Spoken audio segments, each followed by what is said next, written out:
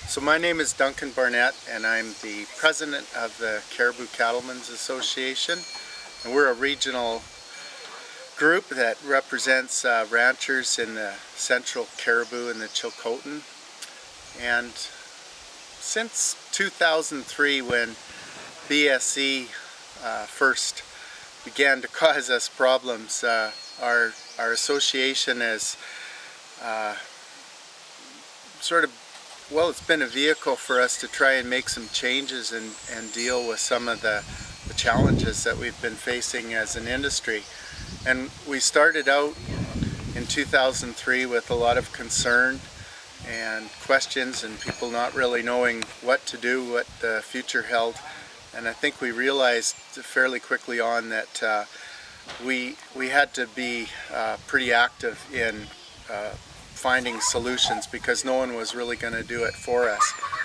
And we began by getting some funding and doing some market research and looking at what our future as a beef producing region might be. And we were quickly told that we had some real natural assets we all knew about, but we probably took them for granted. But our beautiful natural environment and our grasslands, and the fact that we're a lot of small family businesses for the most part.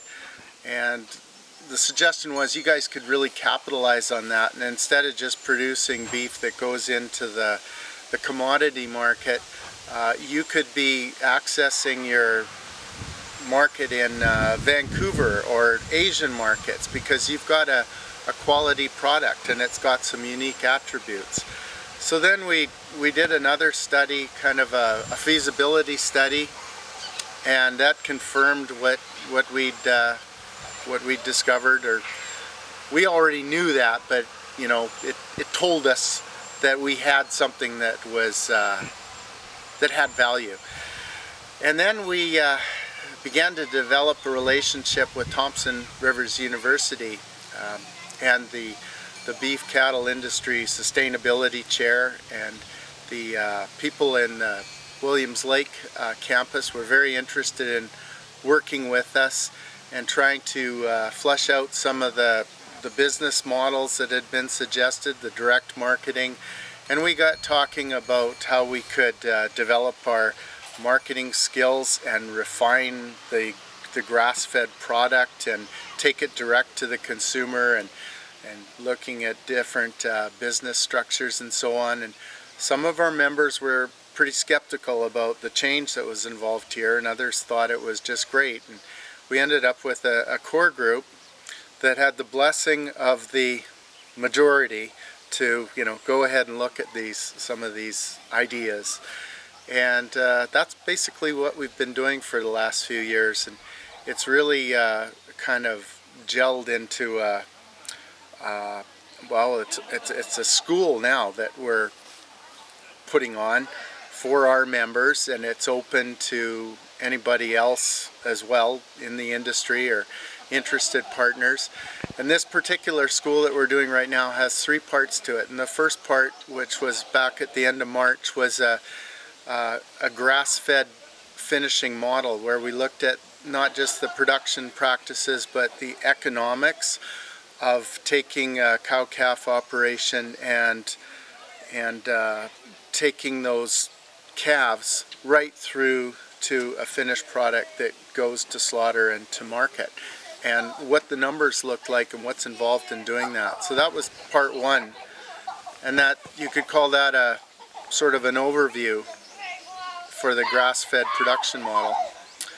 And part 2 is these forage field days that we're having now. We realized that, well, we need some new skills, because we're not just developing or raising animals for the commodity market to take into the auction and to sell, and who really knows where they go.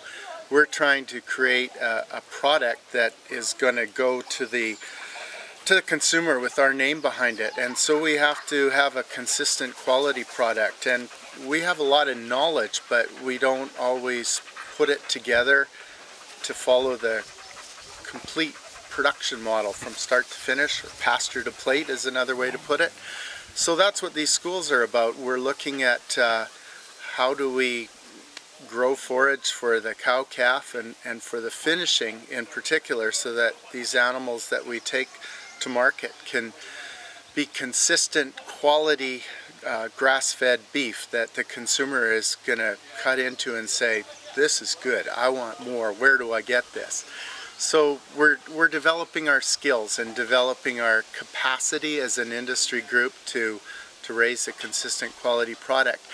If we were a big company, one big company, we could have a marketing or a research and development arm, but we don't. We're a whole collection of like 130 small businesses, and we're each very good at producing, and we've learned how to do things in our environment, but we're trying to take it to the next level. So we do need some new skills, whether it's for some people in marketing, some people in the finishing the beef, and some of it is almost like people skills and getting to work with your neighbor and build, well, what should we call them?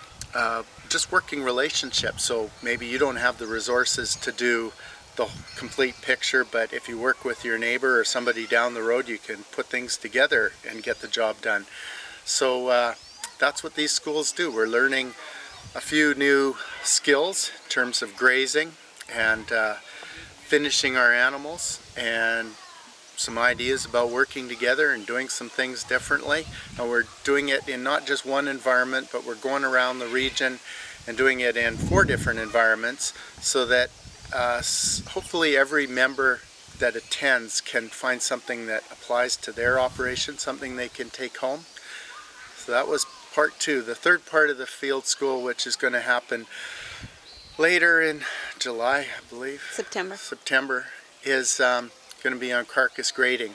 So once we've finished those animals on forage and they go to the slaughterhouse, we want to make sure that they truly are finished. So the third component of our field school will be kind of like a judging exercise and looking at live animals and seeing if they have the characteristics of an animal that's finished, ready for slaughter.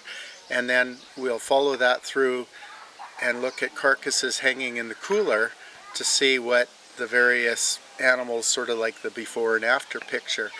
And we'll have some qualified butchers and graders working with us that can point out the characteristics of a side of beef, and everything from the fat cover and the marbling and the size of the ribeyes and the things that we're looking for to give the consumer the product that they want.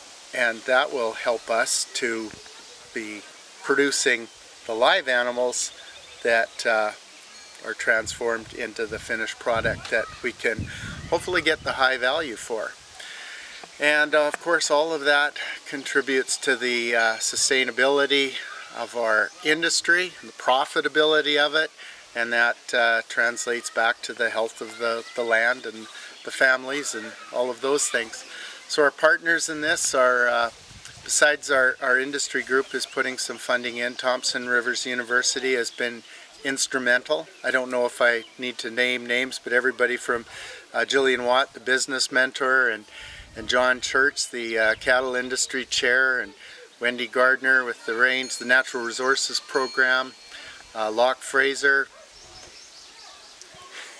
Shirley Pat Gale is our business mentor in the Williams Lake campus.